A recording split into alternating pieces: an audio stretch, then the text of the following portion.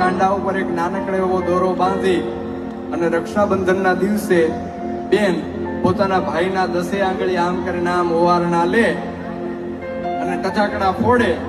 એટલે એ ટચાકડા ફૂટતાની હારે જ તે એ વીરની ઉપર, એ ભાઈની ઉપર હજારો ગાવ દૂર પણ કોઈ મુસીબત હોય ને તો એ ભાંગીને ભૂકો થઈ જાય. એ તાકાત છે બેનના ઓવારણામાં, એ તાકાત છે બેનના દુખણામાં.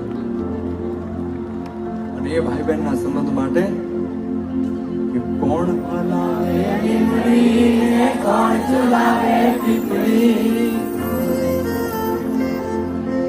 કોણ હલાવે લીમડી ને કોણ ઝુલાવે પીપળી, ભાઈની બહેની લાડકી ને ભાઈ ઝુલાવે લાડકી, એ ભાઈની બહેની લાડકી ને ભાઈ ઝુલાવે લાડકી.